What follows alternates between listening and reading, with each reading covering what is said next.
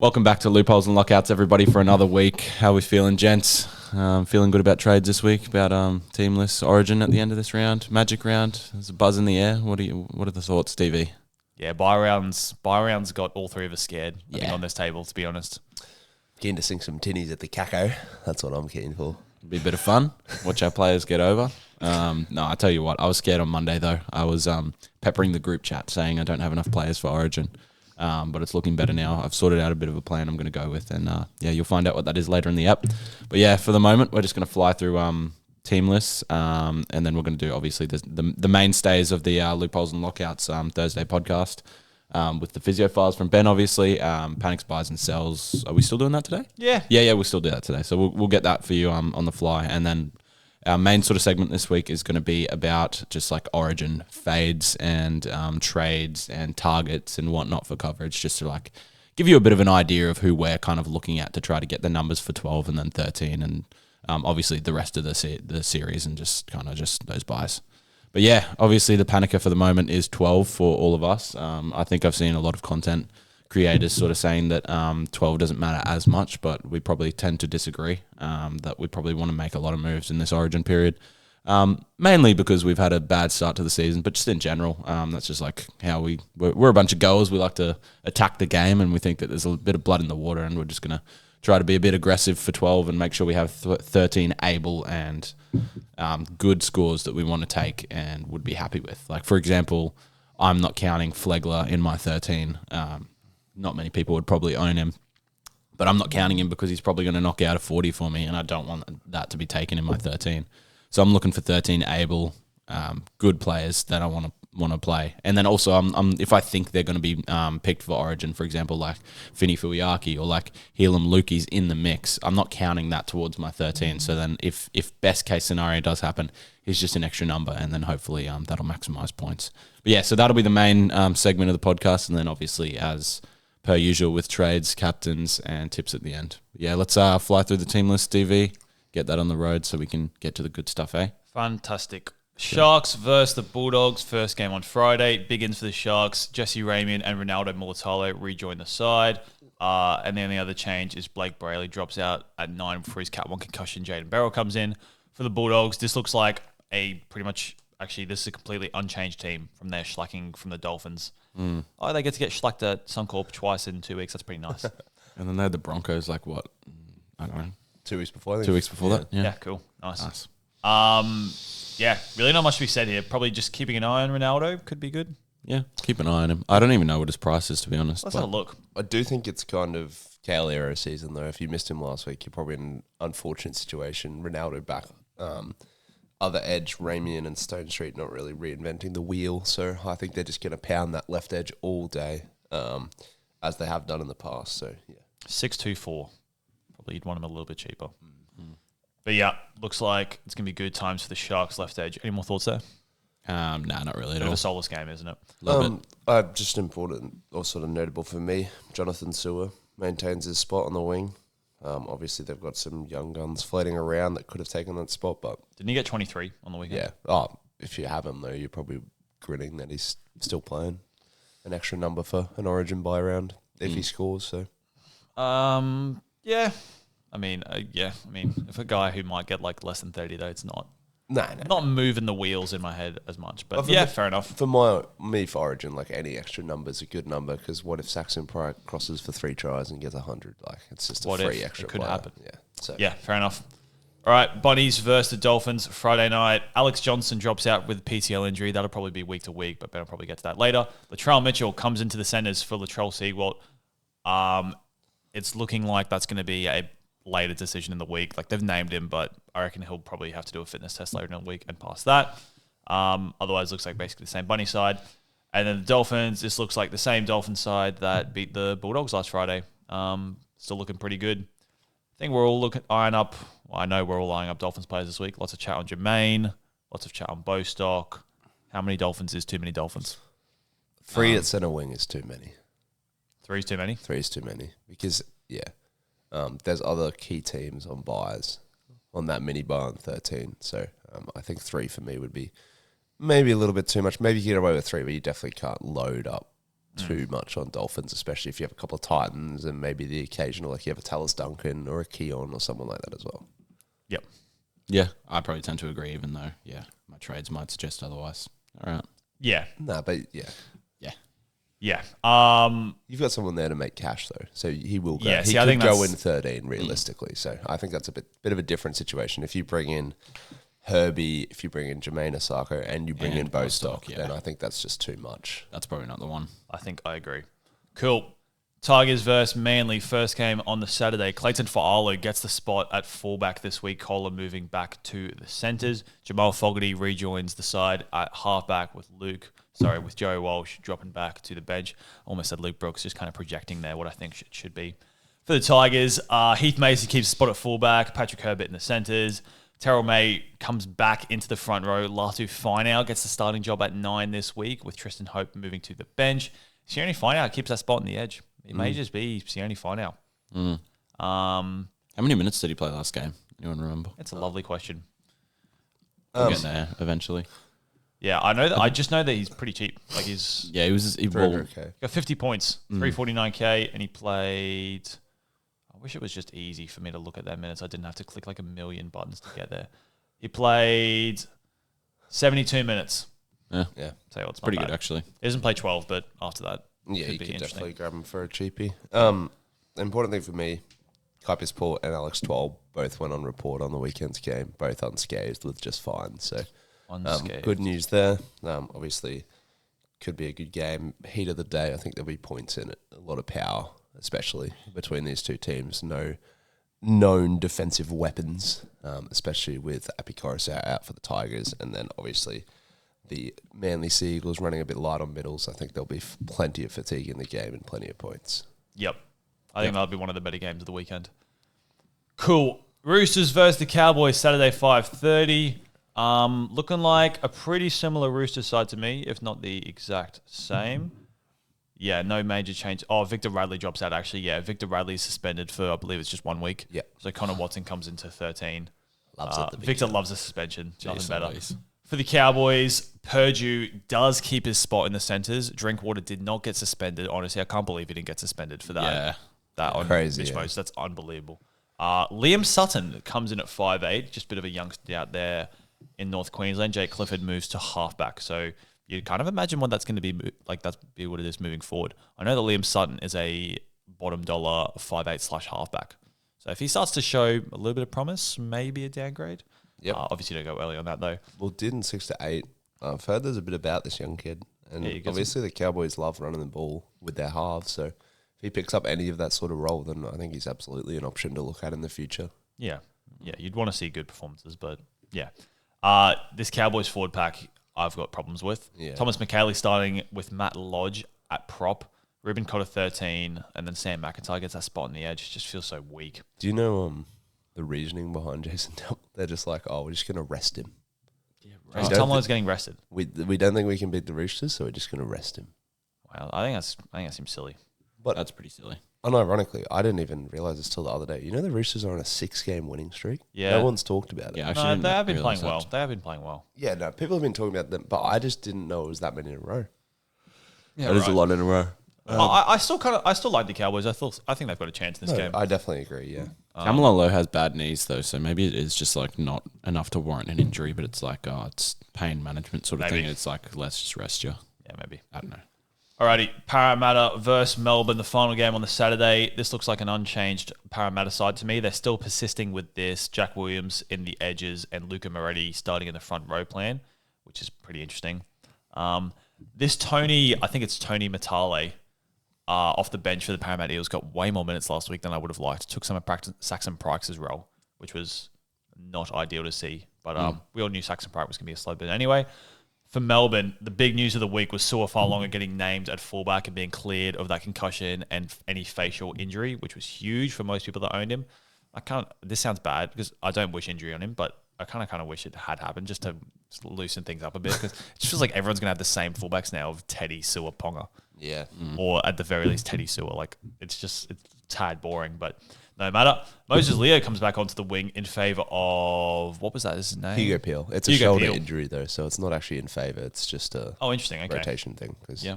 yeah, did a shot. Fair enough. And the Storm forward pack's the same. Looks like Sean Bloor and Lasardi's going to be that combo. Sean Bloor just like a must play now, basically. I mean, Sean Bloor. You mean Lasardi? Did I say Sean Bloor? Yeah, Sean Bloor. Lasardi. Probably going to be the one to forgo some minutes for a second rower. Yeah, obviously they had to play Chan at centre, but at some stage in the game, it's probably likely that Chan will move to an edge for one of them. But Probably Sean Bloor. I think either way, you're fine.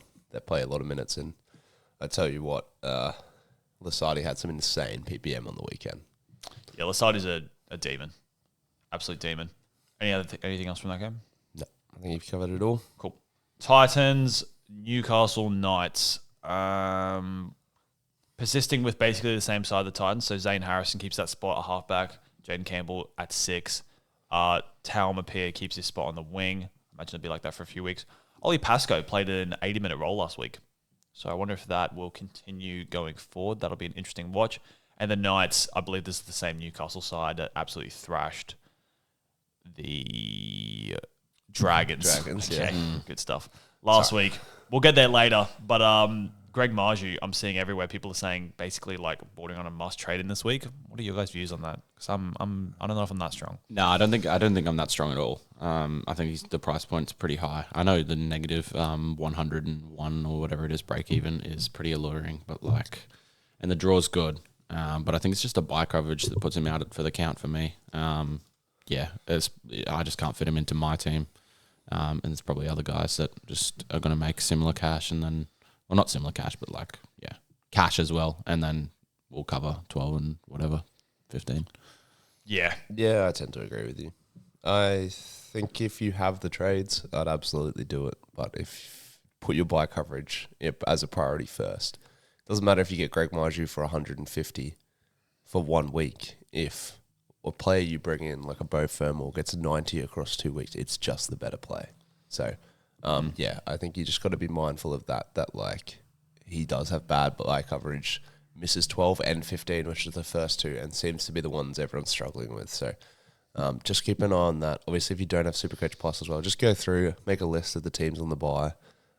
You can make it pretty easily. We've all done it before. We now have Supercoach Plus, $1 a week, and it's really worth it. But if you don't, then just go through and work it out, because it's important to know how many you have. I know for myself, I only had 8. It's actually 9 now with Sewer not injured, but I have to go through and work out exactly how many use my trades to make sure I have a full team for that round 12.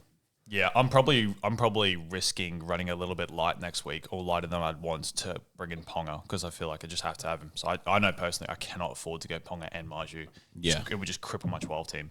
Yeah. I also do just think though, his base isn't that impressive. The Knights have been playing hot. Is he going to score an average of 4 tries a week every game for the rest of the season?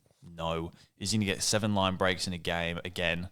No. It's not gonna be like last week again. They have the Dragons in another 4 weeks. I know, and he's got a fantastic draw. And I mean, if he played probably even just one of 12 or 15, I'd probably find a way to make it work. Yeah. It's just too much of a reach. I think there's just other center wings that I can get who are going to be on average probably similar-ish. Yeah, and would it surprise you if, I know it's a bit yarny, but would it surprise you if Bradman Best just sees Marju obviously get his 5 this week and just goes completely glue hands and just tries to score 3 tries this week? Yeah, great chat. We said this before, in terms of Ponga versus Marju, because I'm hearing way more Marju chat than Ponga chat.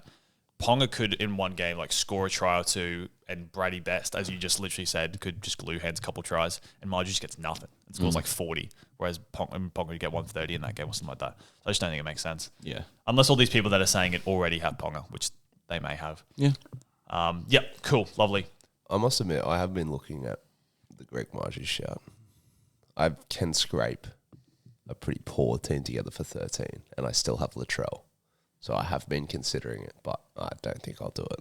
I just don't know. I just think there's better center wings. If you're going to go for Marju, I think I'd just go for Osako. That's only 60k more. That's what I do if I had that extra 60k. But yeah, cool. All right, Warriors versus Broncos on Sunday at 4 p.m. It'll be a good game, I reckon. Broncos will bounce back. Probably the game of the round, this probably one. Game of the round. The big news was obviously Jackson Ford dropping to the bench and Mitch Barnett starting at front row for the Warriors. A little bit disappointing for owners, but we're still confident he'll play decent-ish minutes, so I guess we'll see. But I guess if he doesn't play decent minutes and then he gets picked for Origin, there might be a decent sell indication. Yeah, which would really stink because I really wanted to hold forward for the entire season. Tarpany comes in, it's not that outrageous. Yeah, I mean, probably we'll that. probably have to get Payne Haas back at some point when he's back to full fitness, right? I guess so. Geez, that would feel like a shame. Yeah. But, yep. For the Broncos, Philip Coates comes onto the wing in favour of Verhoeven. Adam Reynolds back into the side, starting at halfback's a big in for Magic Ground. Willison shifts back to starting in the front row with good old Preston Ricky, and Jaden Hunt starts on the edge with Jordan Ricky. This Broncos team is still just so weak. I was looking at Preston Ricky, I think I said it to you a little while ago that I was looking at him back then. I'm looking at him even more now. He's only played 2 games. He's played 37 and 33 minutes, basically going at 1 ppm. And he's 201 flat. If you need enough at front row forward and you miss the Pryke train, absolutely get on him. He's a second row forward exclusively. Oh, sorry. Well, yeah, even if you need enough there. So if you don't have like Francis Manulale or you need to make cash urgently for your Origin plans, then I think he's fine. I mean, what are your thoughts on that? I'm keen to hear. I think he's got another couple of weeks at least of playing. I think at this stage of the season, I would just nuff out, like true nuff out, then go for someone like this who could be an AE nightmare later in the year, is my view. Yeah, I probably tend to agree. And then probably, like, if he was front row 2RF dual, then, like, yeah, you'd probably have a look at it. But I think, yeah, to hide someone at your front row 4 is way easier than second row. Yeah, I know there's a guy called James Walsh for the Cowboys who's got like a long-term injury, 201k, dual 2RF centre wing. So that's probably why I'd be going for enough. Well, he will get dual. Preston Ricky. Has he played all 3 games in the front row? Yeah. Off the bench. I thought he was on the edge. Well, it's just whether they do the Ryan Couchman thing. Yeah. And say he like played 13. I guess you'd know that next week, so you'd kind of take a message gamble the there. Supercoach, the Supercoach official Instagram account to find out, lads. Yeah. And then final game of the round, Penrith vs Dragons. I'm pretty sure there's pretty much no changes here apart from Ryan Couchman starting at lock and Luciano Leilua starting on the bench, which kind of threw me off guard. They're going Dylan Egan and Hamish Stewart on the edges. That's Captain Ryan Couchman. Very good. Put up a stint. Oh, sorry. What I also forgot to say, Tua Pilotu starts on the wing this week. Yeah. As I prophesized. So, bro, that could still happen for me. Wait till he does his hammy again, lads. Let's hope not.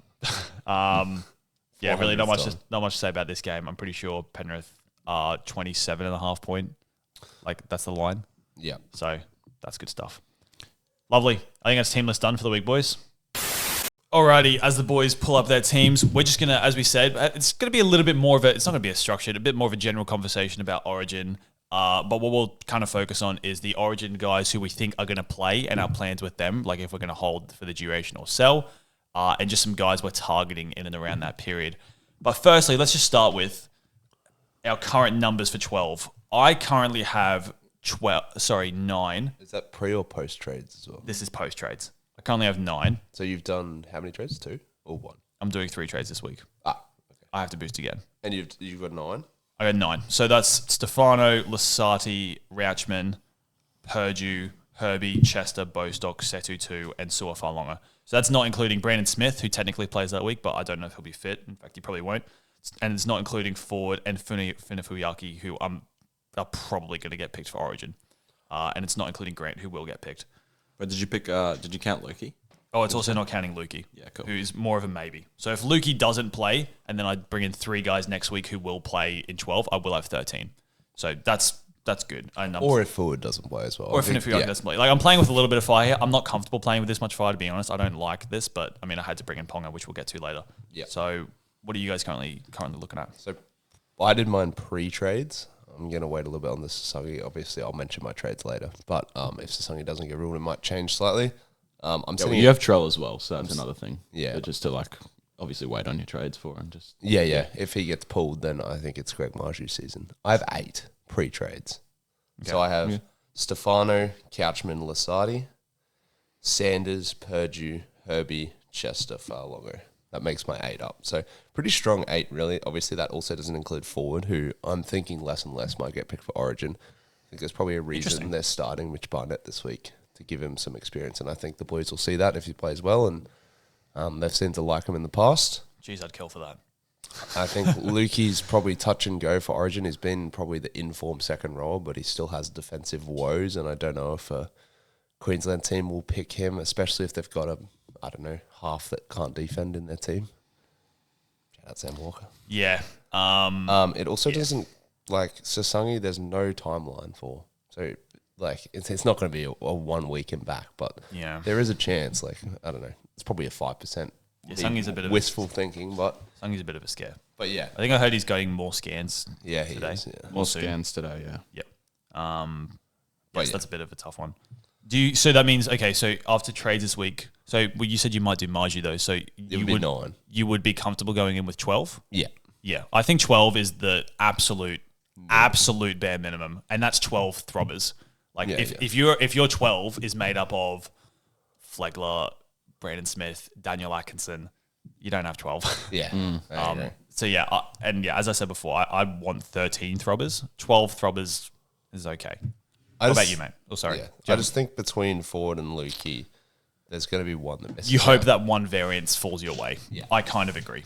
Cool. What about you, mate? That's fair. I've got 11 post trades. How good? Bro's So cooking. that sounds good. Felt like I was in shambles earlier on Monday, but You're the best of the three of us classic Elliot comfortably. panic, right? Yeah. So I've got Stefano, Just say my it. trade this week. Lasardi, Couchman, Campbell, Walker, Farnworth, Bostock, Cobbo, Chester, Folongo. Yeah, right. Yeah. Yeah, it's pretty sad, eh? Jeez, how's he looking for 13 though? 13. Let's pull it up right now. Because that's Dolphins and Bunnies and who's the other team? Titans. Yeah. Yeah, but Macassini will go to someone You'll obviously else. make more trades, yeah. Cobbo will go to someone else, I believe. Yes, you still have enough. You'll still be fine. I think I should be fine. Yeah. Hopefully. Yep. It might just be a little bit of a down week. Yeah, probably. It's probably a maintenance week, but more that one. Yeah, cool. So we're all looking not too bad. Right, let's start by just talking about some players. Nathan Cleary. I'm pretty content on selling him. Next I think week? It'll be 14 for me. 14. I am thinking it could very easily... Oh, sorry, 14. You mean at the end of 14? Yeah, 15. Sorry, round 15 before the game. I'd trade into Hines. So I'm thinking there's every chance I do it next week. I've still got my eye on Latrell Siegwalt. Whether that happens or not... you can wait an extra week now as well. So if you don't need the buy coverage, he's not playing this week. So ideally, though, I do need the buy coverage. you wouldn't bring him in if you don't want him for all 3 majors. So you kind of do make Correct. that decision next week. But because that's the only player I would sell for him because I'm not going to sell Teddy, Hines, Sewer, Ponga. Yeah. Spoiler. So yeah, Cleary out in 12. I'm definitely thinking of, but yeah, 15 the bare minimum. I don't think I can justify holding him for 1 out of 5 weeks from 15 through to 19, assuming he doesn't play against the Titans. Yeah. What's your views? I want to hold Cleary, but I don't think it's going to be possible. It'll kind of depend with Origin team selection and the way things fall for me for like Lukey or if Ford doesn't get picked because I'm going to want to get Ford in if he escapes Origin selection there, or even like conversely if Vinny Fuliaki escapes. But it does feel likely that they will get picked, but then where does that leave a spot for Lukey? So it's like maybe he's the hold. I don't know. I'm definitely going to need coverage there. So I'm just going to have to find at least 2 trades to get 13 good players. If that involves selling Cleary, I'm not really married to holding him. I'll just go probably Latrell Siegwalt at halfback there for a little bit. Unfortunately, that does cook me for 13 though, as we've talked about off air because I have Jaden Campbell. Yeah. If it's already looking like a down week on 13, that's going to probably scare me a lot. But I'm pretty confident there's going to be ways around it, and I'm going to work something out next week post Origin selection and then Teamless Tuesday, I think. So anyway, even if it is a down week and I do have to sell Cleary to Siegwalt, it's not going to be the end of the world for me. Yep, cool. All right, Harry Grant. I think we're all going to hold him through the period. Yep. I'm pretty content. Melbourne have a good buy period draw in terms of they buy on 15 and 18 anyway. Yeah. So it's kind of like you just basically don't have a hooker for the majors unless Brandon Smith comes in and plays. And they just ride through there. Seeing a lot of trade in this week's for Ollie Pascoe, who's got a negative break even, played 80 minutes last week. I don't know if I believe that vision, to be honest. I do. And I think he's great by coverage for the first 2. So I see the vision. I think Severell's dropped all the way out. Luke Summerton comes onto the bench. Even if he plays 50 minutes, he made 1 million tackles on the weekend. He's going to rack those points up and probably get basically a point a minute. Would you sell Grant for him, though? Not Grant. I'd sell Smith. So I don't know if...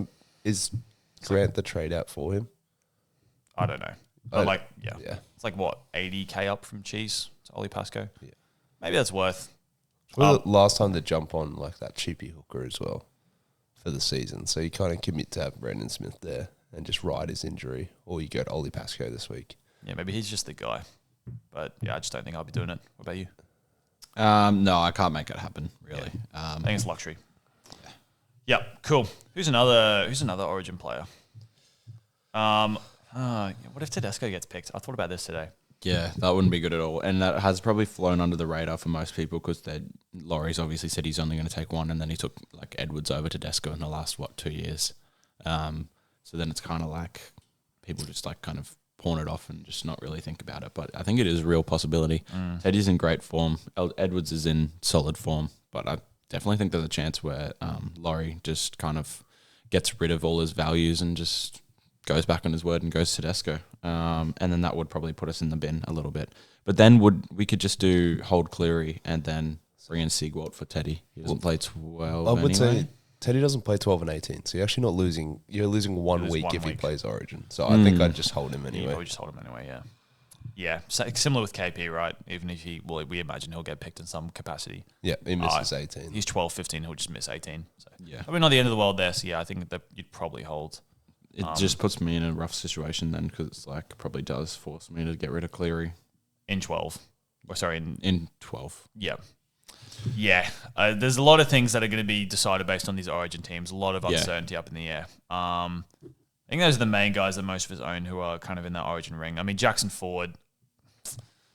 Oh, geez, it's going to be tough if he gets picked. Because like if he comes off the bench this week and gets like a 50 and then gets picked for Origin, he's going to be tempted to sell. It's going to be super tempted to cash in on that money. But I just thought he was going to be my keeper, Jackson Ford. I didn't want to make any more trades at front row this year. What are you thinking, Ben? You thinking you sell him? If he gets picked, you almost have to. I think Corey Horsburgh, to me, proved a great stint on the weekend. You've got Tarpany in the same team, who I think they both cover the first two buys. Not going to play Origin, I don't think. I mean, Tarpany is definitely the safer pick of the two and maybe the better pick, so I would be looking to him. I mean, I like Horsburgh. You brought it to my attention off air. His minutes are just like increasing. Like Tarpany's just stay the same, and I think that's just how Ricky likes to play, which is fine. He's probably the safer pick, but I do think Horsburgh could be the more upside pick. But would it surprise you if Queensland had injuries and they bring him in for game 2 or 3? He could be on the bench. Could it not just be in there game 1? Yeah, no, he could. Stint for the ages the last 2 weeks, particularly. I think it's unlikely. with all the changes at second row, obviously they're losing players every day, basically. The Raiders. So I think there's a chance he just gets picked. I think if he does, Tarpany will have to play more, like literally have to play more minutes.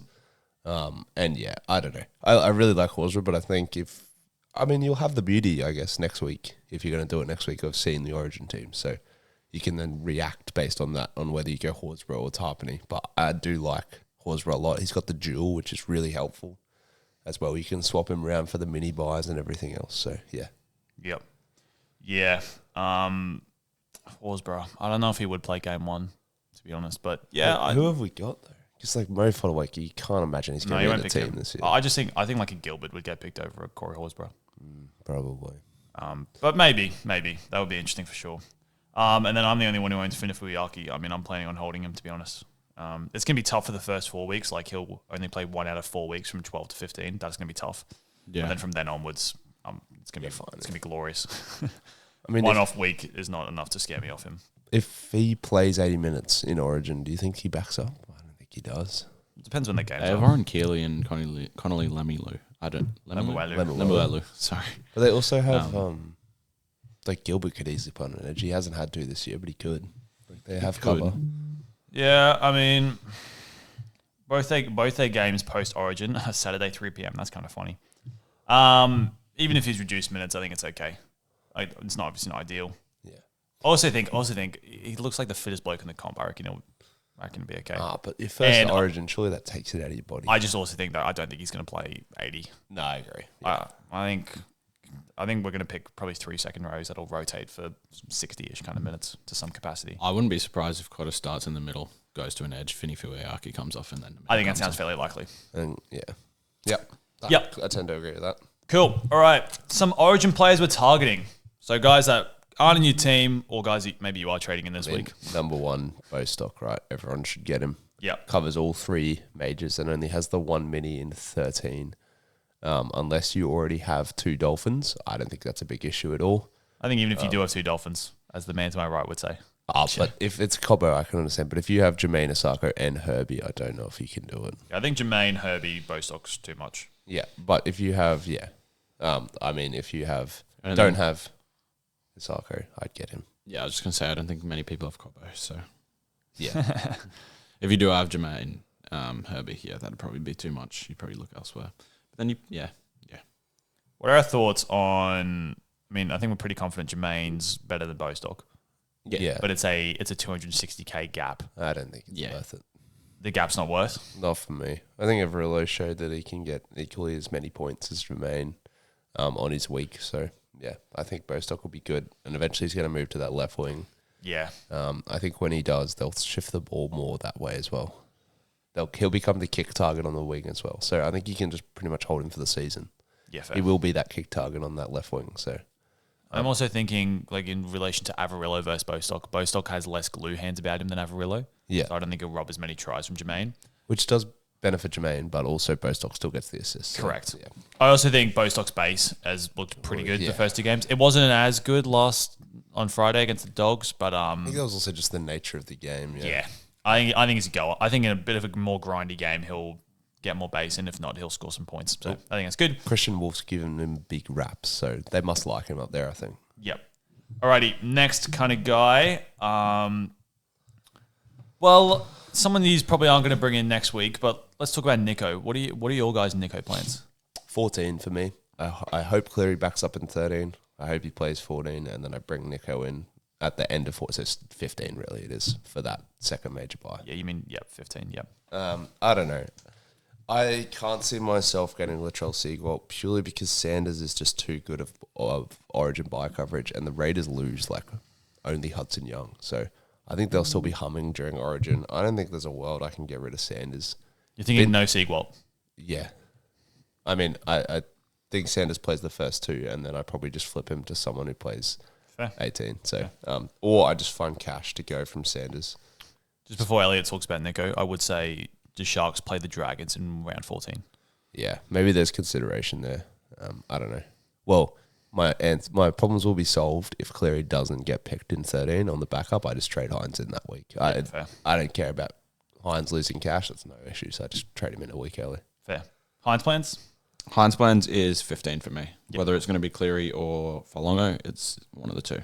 That's right, because the Storm have the Storm buy in 15-18. 15-18, yeah. So it's going to be Nico, Nico 15, likely for Falongo. I'll probably still have Seawalt.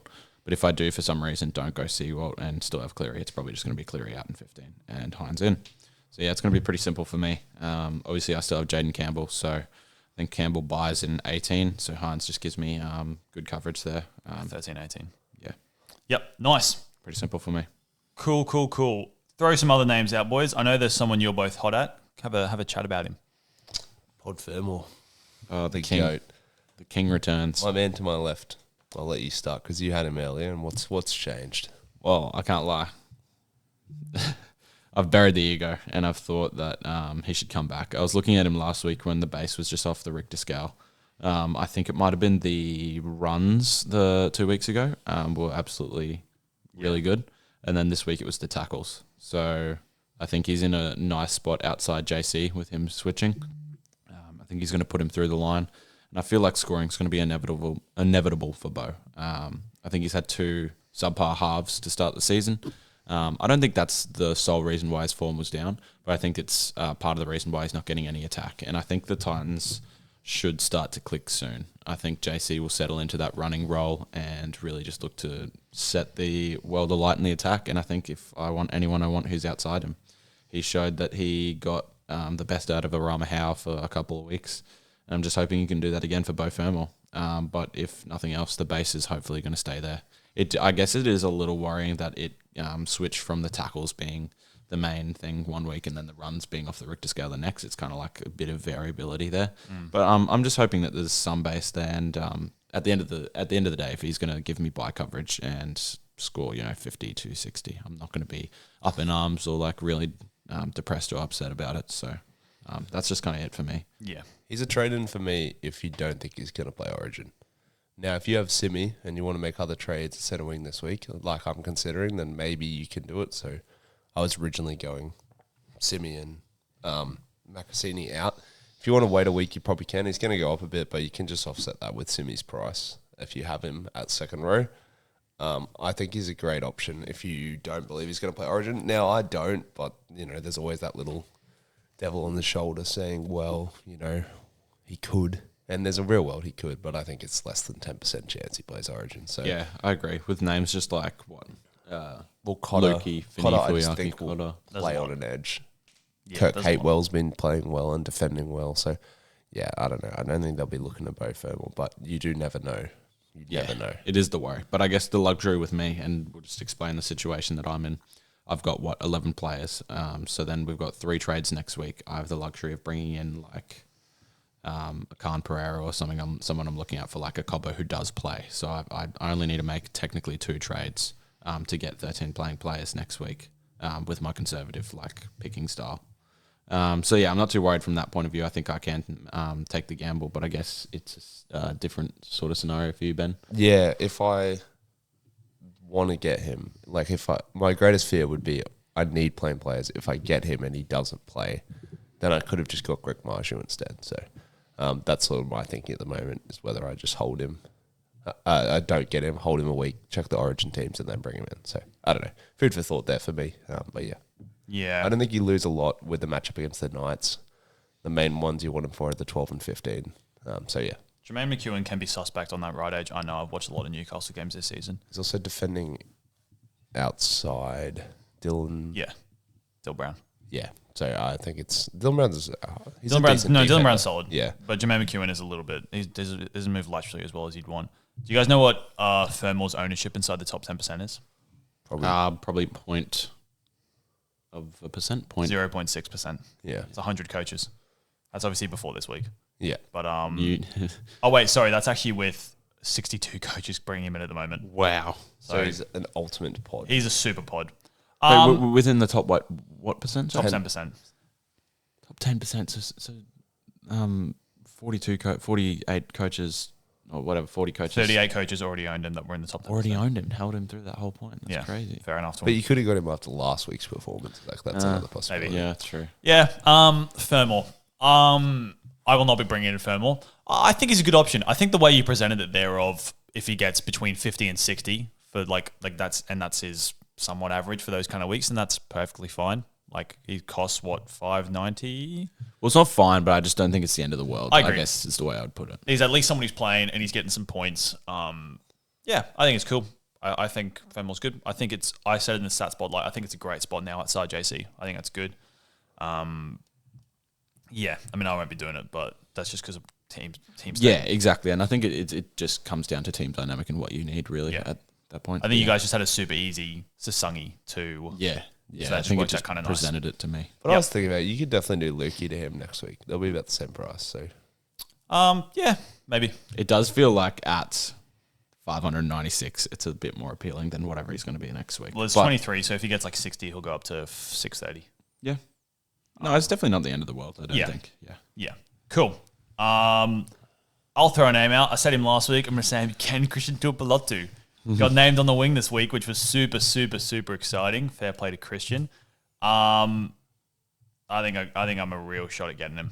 Where is their game? Last game. Here it is. Yeah, good stuff, Daniel. That's right. I think I'm a real shot at getting him. I think it's a good spot. He'll be on the left outside Val. I know Val's having a shocking year, but I think it's a good spot. I think it's also a good point from a base perspective. I've been thinking about this for a while in terms of if you're a solid base player next to someone who doesn't, like a poor base player, does that get you more runs? Probably. Like Alex Johnston next to a Trell. What would Alex Johnston look like if he had a Hopi Farmworth inside him? Yeah, not as good. You would imagine, right? So I'm thinking that might be pretty good for Tuipulotu, considering Val, as I know from first-hand experience, has not been running the ball this year. Now, the main concern, I guess, is the Dragons are the worst side in the league and may not win any games. But there just feels like minimal downside at that 300k mark.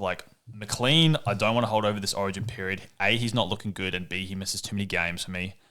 If I can make 250k and have a flyer on a guy who basically no one's going to own, I reckon, and is going to get some decent base numbers, maybe snag a try for now and then, I think it's good. I need a number that's covering 12. I could see myself doing it. Cool. Yep. I don't hate it at all. No. And I think depending on situation next week, it's probably unlikely, but I will look at him. Yeah, it just depends because I've still got Macassini sitting there for like 330k. That could be a straight swap. If it's pretty much a straight swap, that's pretty good if it gives you a number as well. And maybe the attack has been a little bit different this year with Sedu 2 scoring a couple tries on the right, maybe Sloan sweeping right.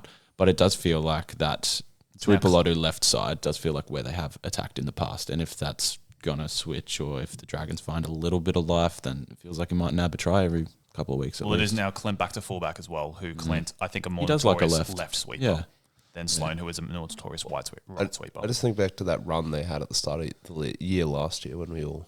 Everyone bought into Tuipulotu for 600k. Yeah. So I mean, the Dragons were substantially better, but yeah. They were substantially better. I do agree. I'll have to see something this week. If he plays 80 this week and gets like 20 in base, that's not it. I think I'm touching that. I want to see some signs of life. For me, it's 40 in base.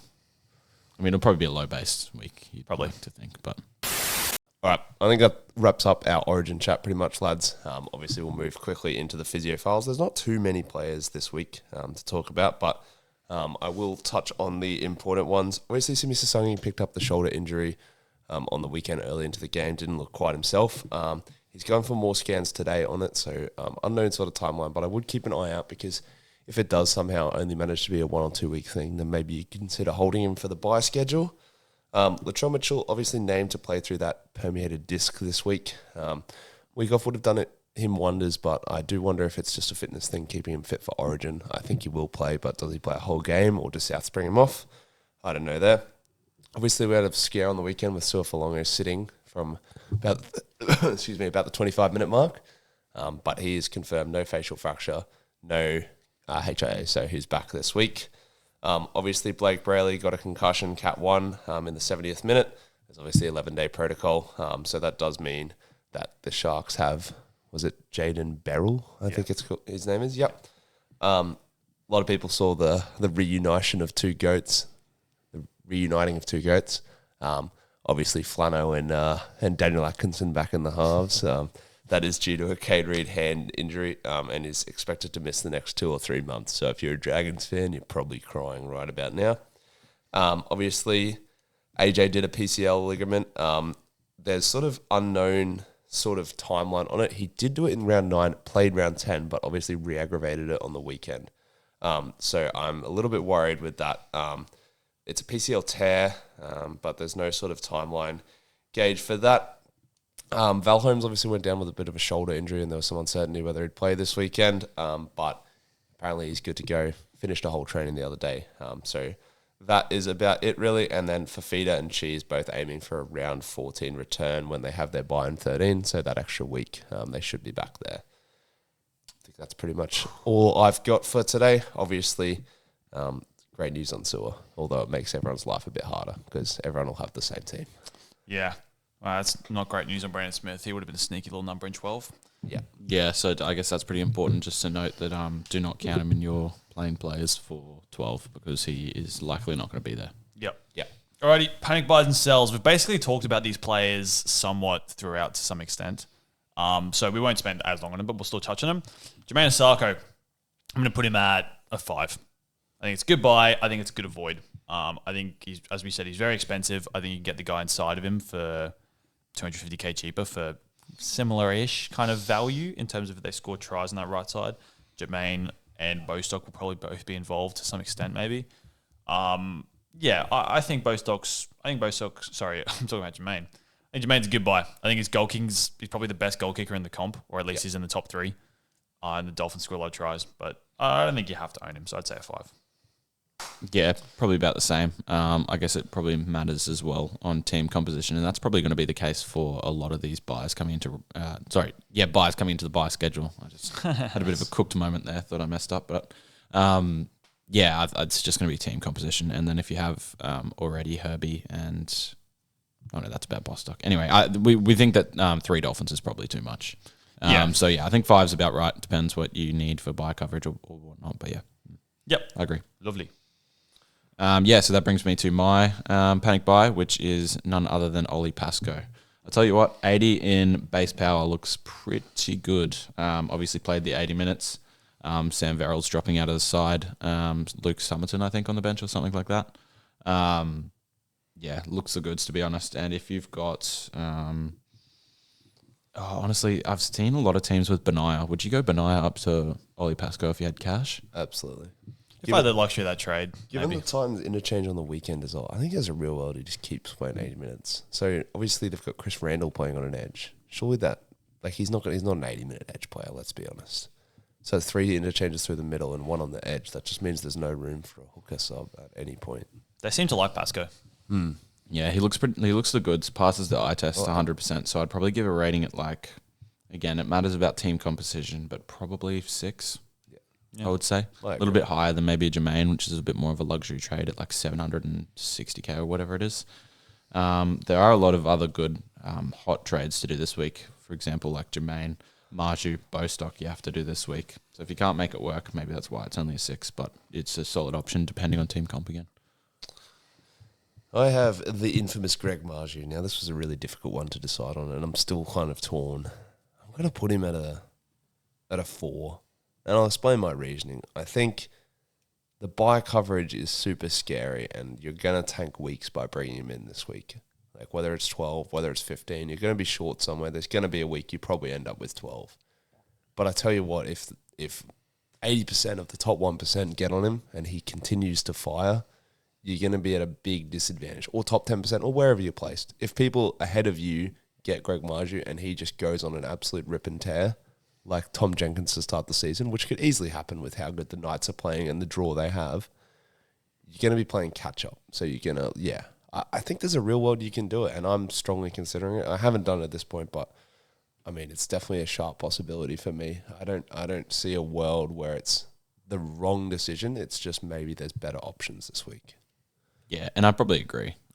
Just the buy coverage, to be honest. But, like, again, for the third time, it's just going to be team comp. If you can make it work, then it's going to be a nice little point of difference, because I don't think everyone's going to be able to get him. But if they do, then conversely, they're probably cooked for 12. So, yeah. Yeah, I don't see him as a must. But I also think, just to give a look through a different lens, you said if 80% in the top, or whoever's ahead of you, buy him and he goes well, you're kind of cooked. If 80% buy him and he averages 60, 70, 80, like you can kind of make that up with other guys. True. I know the Knights have that awesome draw, and they do. But yeah, we've talked about the buys. We've talked about there's other players you can get in that Knights side. I don't know. I think he's great. I just want to see more base power from him. I just don't think he has that reliable floor anymore. I think he is. It's kind of like buying like a Dom Young. I mean, it feels like that. Maybe I feel slightly differently, but like in the 2 weeks they've had the troops back, and they really lose no one to Origin, basically. They've scored 40-plus points in both of them. They are like the most lethal attacking comp. Against what sides? Against the Bunnies, who were in form, and then obviously the Dragons. But Bunnies are the worst.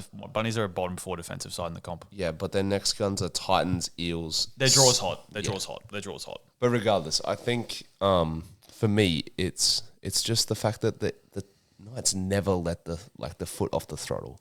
They're not a Penrith who will get 32-4 up and then just finish the game with that and just, I don't know, sort of grind it down. Even if they're 32-4 up, Kalen Ponga's still trying stuff. Greg Marju still wants tries. Dom Young still wants tries.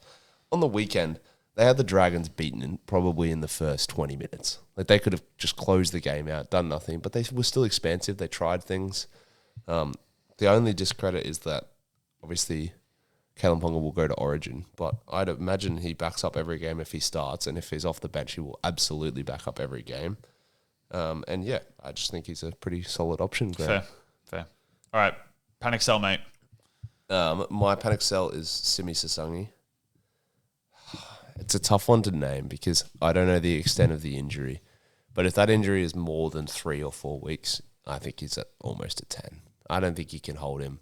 Obviously, that sort of injury we saw with Payne Haas is a limiting sort of factor on your performance as well.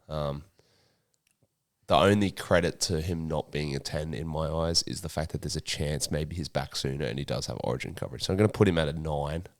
I think if you have him and he does get ruled out for a while, you've just got to get off him. Yeah, if he's long term, you have to jump off him. And if that AC joint concern is like somewhat egregious, I think you always have to jump off him just because of re-injury risk. Yeah. But if it's okay, like if I'm personally, because I'm a non-owner, obviously, if he gets named to 12, and then he plays 12, 13, going to tank a bunch of cash because he's got that 13 in his average, and I can bring him in around that 14, 15 period, I will definitely be doing that. But I think there's a real world I hold him if the scans today say 1 to 2 weeks. Yeah, it's dependent on his results, isn't it? Yeah. Yep, cool. Yeah. But scans itself is a scary thing. Like Yeah. if you're going for scans, it's probably not just a little. Well, yeah, it's not nothing, is it? Yeah. Yep. Not a Cameron Ciraldo. Probably not, but it does also make me think, like, if they're going for scans, if it was that bad, they'd probably just know it was that bad. Like, if it was a grade 3 or whatever it is, when you get, it's like visibly off the collarbone and separation there.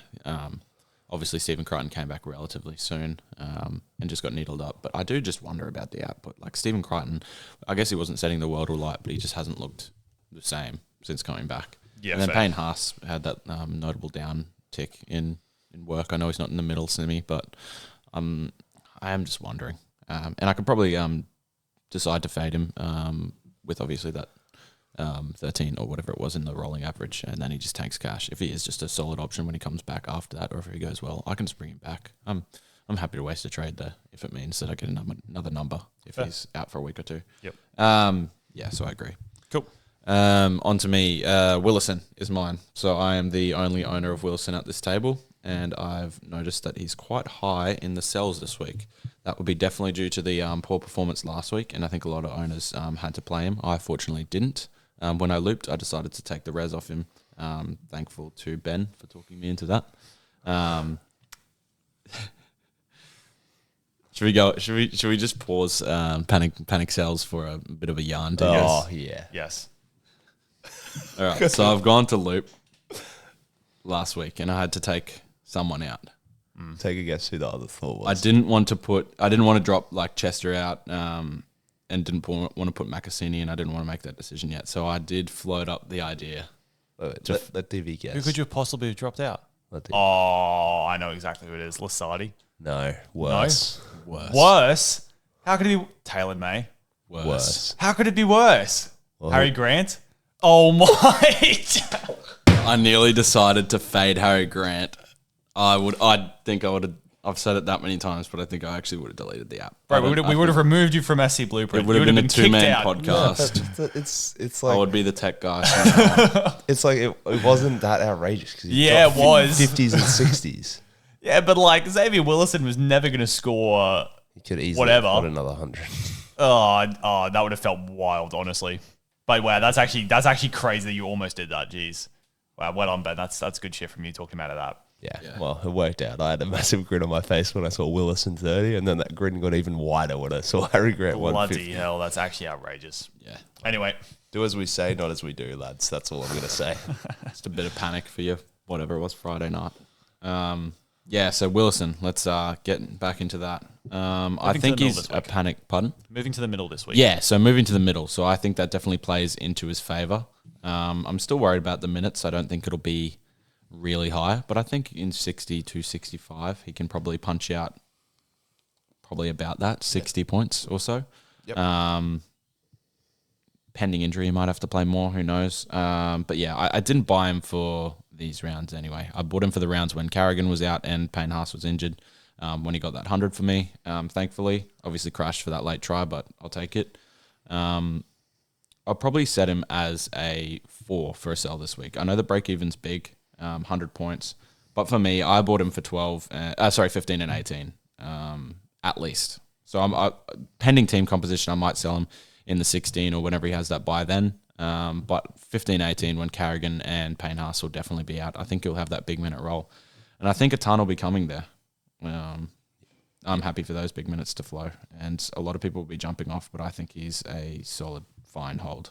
I was looking at it, and I will, prior to me fixing all these plans and not knowing who to trade out with, obviously Cleary going to Siegwalt, Wilson's probably on the chopping block for me because I had no one else I really wanted to sell. Obviously, Origin teams change that, but I think he's fine. I'm happy with him. So I don't think he's high on the sell radar for me. I'm not scared of the break even. Let's put it that way. Yeah, I think it's a rush sell. He said a 4. He said a 4.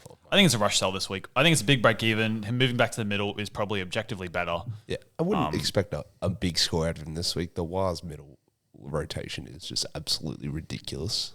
So I don't think it's the matchup this week. If you have him, I probably would just sit him, to be honest. I don't know about you guys this week, depending on who you have there. But I think there's some great plays at centre wing this week instead. But I wouldn't be selling him, honestly. I'm kind of upset I don't have him because I think he will be great in those 15-18 Origin cover. Yeah. And if there's a world where they play a game where Carrigan or Haas or both don't back up, he's also going to punch out a massive score in a mini buy as well. So, yeah. Yep, cool. All right, I'm going to talk about Jackson Ford. We've already basically talked about him, so I'll keep it brief. I think it's a 1 this week. I think he's still an elite player, even though he's on the bench. I just think you need to wait and see what happens with Origin, and then you make a decision from there. And from there, honestly, I think either the decisions probably play on. I think you should hold him just because he's so good, or you could sell him and just cut your losses and move on to probably a Tarpany. So definitely a 1 this week. I don't think it's the right week to sell. I think you still play him. It wouldn't shock me if he played 65, 70 minutes and still got 80. Yeah. Yeah, I agree. Yep. Yeah, I think there's a real world he does Jackson Ford things off the bench. I wouldn't be too worried by that little exclamation mark next to his name. Might be even better. He might come off the bench more explosive in a Ryan Catchman kind of fashion. Maybe. I mean, I doubt it, but maybe. He might. But it's a fair probability, to be honest. Yeah. All right, fantastic. Panic buys and sells done for a week. We'll move on to our trades. Alrighty, trades and skippers for the week. Boys, I'm boosting 2 weeks in a row. I hate my life. But I've decided that I have to bring in Caleb Ponga. But it's not your last boost. Like me and Ben have used the same amount of boosts. Timmy Williams has used correct, the same amount but of I boosts. really wanted to have 2 boosts. Yeah.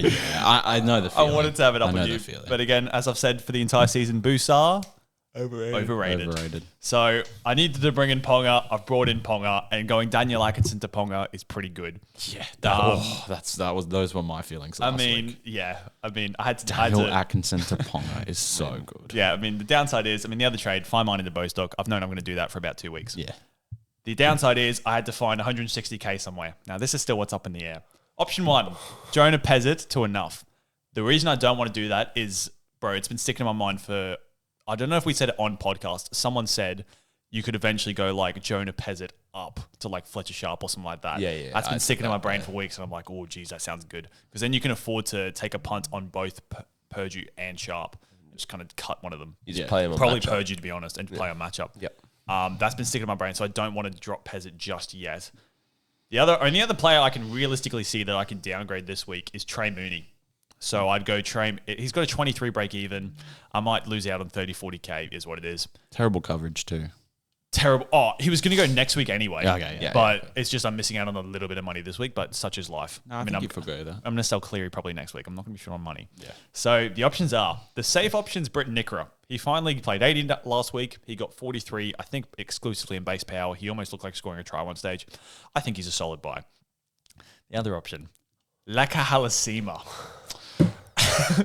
400k flat. He covers 12, which is awesome because when I said before 9, if I went like that would be 10. So I can bring him 3 guys next week and I'll actually be 13. The only thing that's sticking in my brain is he doesn't look all that hot. I do think though Capewell's going to get selected for Origin. So in 12 and 15 when the Warriors play, he's going to play 80. He'll have I don't the see role. Any reason he won't play 80. Yeah. I actually looked as well. Would you guys say that you think Halasima's minutes have been inconsistent this year, just based on vibes? Yes. He's played 2 games where he hasn't played 80. Didn't he get Is like that 26? Yeah. He's had, again, Yeah, he's I had was some going to say, isn't that more worrying? he's had some bad games. He has had some bad games. And I'll be honest, I don't love it. But I was looking at the downgrade options from Mooney. Right, I'd 1,000% do Leka Halasima over Nickera though. You would? Yeah, I That's think very interesting. 1,000%. Bro, he could just... If He had a try scoring 57 against Parramatta with a line break and obviously the try. So that's what, 30 points other than the try and the try assist. Who's he playing outside of at the moment? He's on the right. So what's that? Tanner. Boyd. Yeah, they haven't really been shifting the ball. Tanner's not much of a short ball guy. I did look though. The round 12 game is against the Dragons. So if there's ever a game he's going to pop, it might be that game. So honestly, I think I've kind of talked myself into it. I think I might be going Lecker. I'll have another look at it because obviously the beauty of there being no Thursday game, you've got more time to question your own decisions, which is fantastic. Yeah. So it may be Lecker. Honestly, it may be Lecker, and that gives me an extra number for 12, which is glorious. And no one's going to own Lecker as well. No one's going to own him. If he somehow goes off and gets like a 70-80 average, if he scores some tries, that's going to be unbelievable. It's funny you say that. I don't hate it. I was jokingly looking at him this week because I was thinking. Is it? I was thinking to myself, like, who are the teams that cover 12 and 15? Who are the players I can bring in that will just set me up? And I was like looking at the teams, and there was only a couple. There was like, obviously your South Sydney, and I was like, oh, I need to think about a second rower here before I decided on Fermor. Obviously, I was like, oh, Talis Duncan's way too expensive, and Feeder will be back, so you can't go Ewan Aitken. Then I was like, oh, the Titans, and I was like, I don't want Chris Randall, Bo Fermor. Yeah, maybe an option. Then I was like, oh, I forgot about the Wars. And I was like looking, I was like, geez, Leka Halasima is so cheap. He's so bad at the moment, but he could easily turn that around. Like, is there a real world he moves to the left and Laban plays on the right? Maybe. Like, if KK will get selected, that's a bit more enticing. Yeah, Leka's played on the left this year. I think he did. He's definitely scored tries on the right. He's definitely scored tries on the right. I can picture. I feel similar to Tuipulotu. It's a low stakes punt. If it doesn't work, he can be my like fifth second row forward and just right. Yeah. Yeah, that's probably me. I like it. No Marjorie this week, but I just don't see a way I can get it done. Yeah, cool. Captain Nathan Cleary. VC Ponga. I'm thinking VC Ponga. I'm also thinking though, like, I'm thinking I might just have like a crack on someone completely random. I was looking at VC Sewer, funnily enough. I'm looking at VC Herbie. Parramatta they could destroy. I'm looking at VC Herbie running at who's in that centre? Right centre, Bunnies. Campbell Graham. Graham. Oh, he's typically a decent defender. Yeah. Whatever it is, I'm thinking I'm just going to take a random stab. Like, Right. would it shock me I if was I looking- VC'd Sewer or Teddy or anyone? I was looking Probably not. Taylor May. Yeah, like it's literally someone like that. Like that's what I'm thinking. Taylor May, as to quote the great Diver. Ruben Garrick, not a known defender. Not a known defender. Not a Nick known Rubin. defender. And yeah, obviously day game, 3 p.m. on a Saturday up here in Brisbane. It's going to be hot. It's going to be hot. Yeah. A few storms around, going to get the humidity up. Or screams of a million points. He's got the goat outside him, Jason Saab. Another- Defensive goat. Another known defender. I just think it's going to take something substantially over 120 for me to loop. Like Yeah. substantially. But I think Taylor May could get that. I don't know if Herbie will get that against Campbell Graham. Yeah. Although I do say that every week, and then when you see like your VC get like 125, it's like, Yeah. can you really turn it down? Imagine but if- this is the week you can. Imagine if we had just stayed on Ponga. We would have been. I don't think it would have gained you that many, to be No, it honest. was only but- 13 didn't points, gain but that. yeah.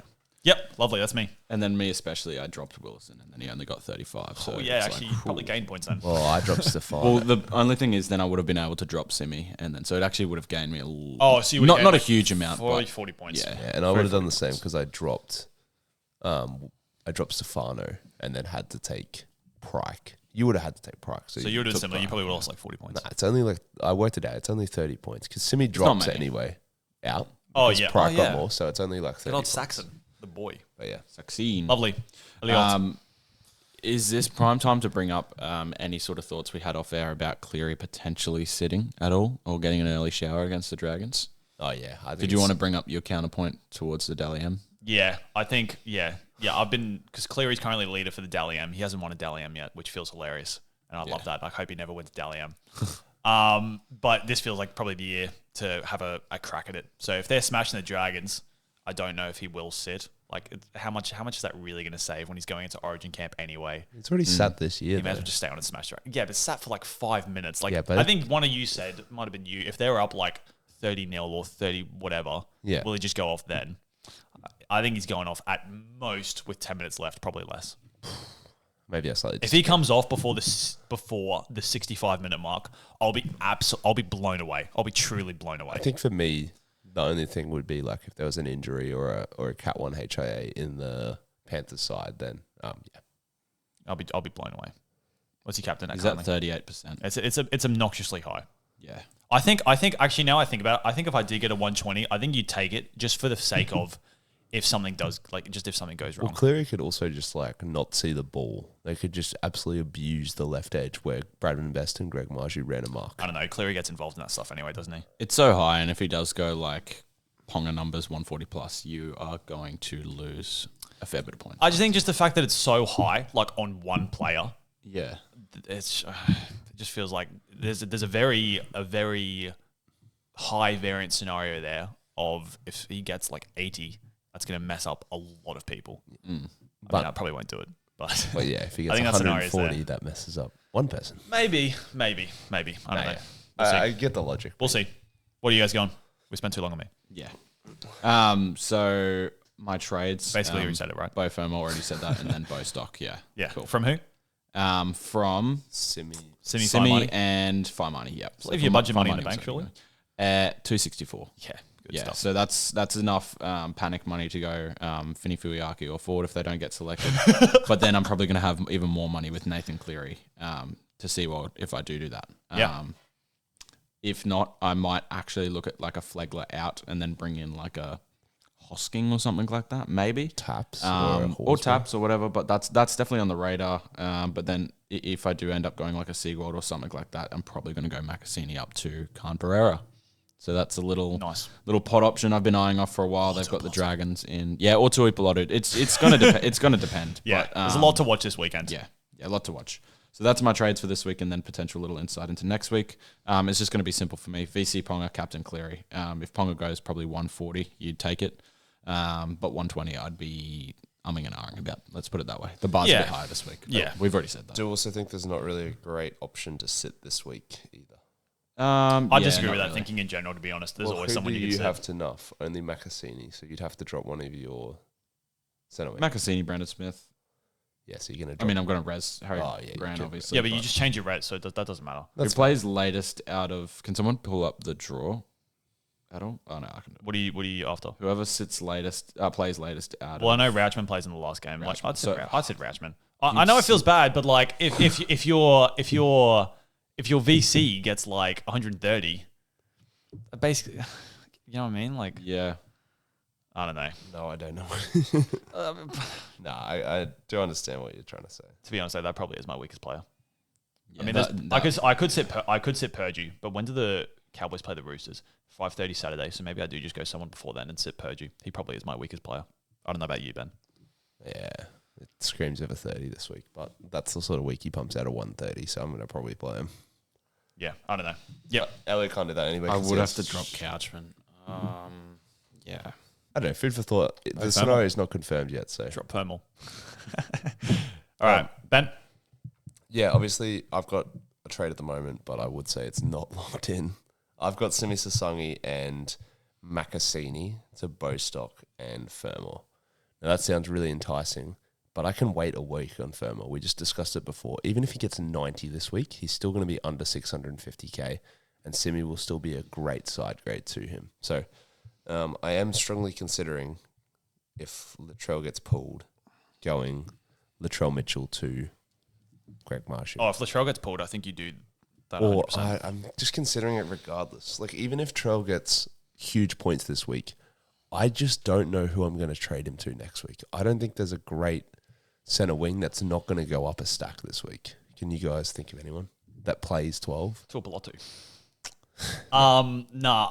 I haven't looked at it yet, but yeah. I feel like you can always find someone. So yeah, I don't know. I'm strongly Marsh is considering the flip there, but we'll wait and see on that. But yeah, pretty simple for me. Ponga VC, Captain Cleary. Friday game is going to do my head in. The first game being Friday, because I have even longer to think about what I'm going to do. Yep. And I'm a known trade overthinker. Oh yeah. Yeah. But yeah. Lovely. Fantastic. Let's finish with our tips for the week, gentlemen. I just wanted to say I literally will not be able to VC Ponga because the only games after that are Broncos, Wars, Dragons, You Penrith. could drop Rauchman. No, But but how how put could him I in loop this that? time? Because Macassini will have already played and Brandon Smith. There's no one on a bye. So I'm just going to take a flyer on Taylor May. Yeah, sure. Yeah. Okay. Updating the crew. All right. Tips. Sharks versus Bulldogs Friday night. Sharks 1-12. It definitely could be 13 plus though. I'll go 1-12. I'm going to go Sharks 13 plus. Yeah. I'm going to Sharks 13 plus as well. Cool. Bunnies, Dolphins. One of the tighter games of the weekend. I'm going to go... Trell versus no Trell, bro. I reckon he I think he'll play. I reckon he'll play, but I'm still going to go Dolphins 1-12. I'm going to go Bunnies 1-12. I'm going to go Dolphins 13 plus. I think they look at the goods last week. Don't mind it at all. Tigers versus Manly. Bro, Manly are way too heavy favourites for me. Yeah. I'm going to go Tigers 1-12. Yeah, I was thinking it. Yeah, I think I'm going to go Tigers 1-12. Cool. Yeah. I think I'm going to go Tigers 13 plus. I think Manly have enough middles out to warrant a bit of fear there with fatigue and the heat of the day. Fair enough. Roosters versus Cowboys. Roosters 1-12. I think the Cowboys will put up a fight though. I'll go Roosters 1-12. There'll be a lot of points, but I think it'll be closer than people think. I don't know. I'm going to go... Yeah. Cowboys love scoring points. I'm going to go Roosters 1-12 as well. I think they can match the offense of the Roosters. Eel Storm 13 plus. Yeah, Storm 13 plus. They're back. Storm 1-12. Okay, man with faith in Parramatta. Sunday, Titans versus Knights. Knights 13 plus. Yeah, Knights 13 plus. Knights 13 plus. Waz versus Broncos. Now, this is probably the toughest game of the weekend.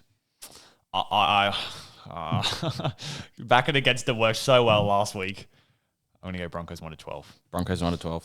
I'm going Waz 1-12, lads. Wow. It's turncoats to my left, turncoats to my right. I went the Broncos just then, lad. Yeah, what did you do last week? And then Penrith versus Dragons. Penrith 13 plus. Penrith 40 plus? 13 plus, yeah. Penrith 13 plus. Fantastic. That's us done for the week, guys. All right. We are going to be hanging around at Magic Round. We'll find us probably somewhere in the Caxton or whatever. I know there's not many of you that listen. We're not running a live event. We're obviously not SC Playbook or whatever. If you see us, come have a yarn. We love chatting Supercoach. Yeah. So if you see us sprinkling around, just come say good day. Yeah, that'd be cool. Yep. Fantastic. Thank you, guys. Have a good week. May your arrows be green. Nice. And enjoy your Magic Round footy. Yep. Cool. Cheers, guys. See you later.